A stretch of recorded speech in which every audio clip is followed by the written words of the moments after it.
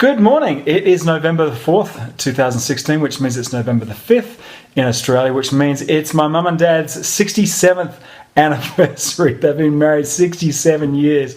Holy smoke. Congratulations, Vin and Mary Wills. Anyway, shout out to you guys. Last week when we spoke, we were talking about odd and even order harmonics and how that is pretty interesting, and how the even order harmonics are the harmonics that we tend to perceive as being more musical.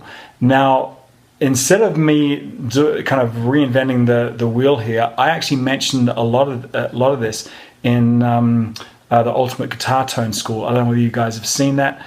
It's a 6-hour training course on everything to do with guitar tone, and interviews with people at Boss, Electro Harmonics, a few mates of mine, Paul Jackson Jr., who worked on American Idol and Tonight Show, a bunch of people. But anyway, in the midst of all that training, I actually did a fair bit of stuff on these harmonics. So let's cut over to that, and I'll see you next week. Ciao. Let's compare a sine wave with a square wave. A sine wave is a very pure wave form. The square wave tends to throw off a lot of harmonics. Let's listen to the sine wave first, and we have only the fundamental at 440 Hertz. Notice that there's no harmonics to the right-hand side of that. It's just that fundamental. Now compare that to the square wave. Over on the square wave side, we have our fundamental in the same way, it's 440 Hertz, but we also have a number of harmonics, and when I click down, you can see where all those harmonics lie. That's the fundamental, and then you can see there's the third one. This is what it sounds like. There's the fundamental, it's the third, that's the fifth, seventh is kind of out of tune, ninth kind of out of tune, so 11th there. So you can see that there are absolutely no even order harmonics, which tend to fall a lot better in the musical scale than the odd order harmonics that are thrown off on a square wave. So why, you ask, am I going through all this math? Are you screaming at your screen right now? Well, this goes right into how guitar tone is produced. The right type of wood in your guitar resonates at pleasing overtones. The right pickup placement and the pickup selection emphasizes either more of those harmonics or less. Even distortion actually introduces overtones, and some of that distortion provides better overtone content than others. And wouldn't you know it, when you overdrive a vacuum tube, it tends to emphasize even order harmonics, the ones that tend to fall within that musical scale and sound pleasing to our ears. You want to see how it works? It's really, really interesting.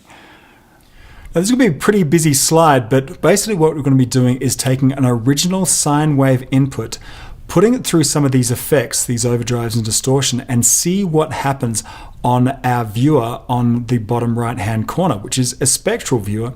Basically what it allows you to do is see what kind of overtones and harmonics are thrown off as we take this original sine wave and place it through these effects. Remember, sine waves only have fundamentals, they don't have any harmonics. So let's start out with the original sine wave.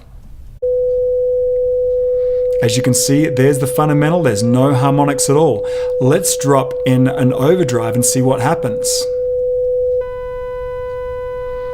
Now you can see we have a second, third, fourth, fifth, sixth harmonics, and they go down in volume. Let's go over to the two burner. That tends to be more even order harmonics, and the harmonics are louder in that case. Let's go over to the absolutely balls out distortion. Ton of harmonics, you can see that, and as we add more drive, it tends to accentuate the odd orders rather than the even orders. But there's the harmonics are louder, and there's lots more of them.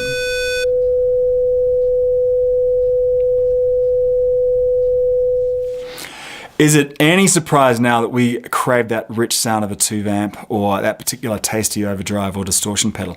When you start to distort a waveform, it starts to throw off all that good stuff. It's actually hilarious how the holy grail of early guitar amplification was just to cleanly make a guitar louder to compete with the rest of the band. Distortion back then was the enemy, but once the guitarist started to hear all the richness of certain types of distortion, we were hooked once and for all. Now, there are certain types of distortion that sound better than others, and we'll look at that in detail later. But now you know why distorting a guitar signal, it's a good thing.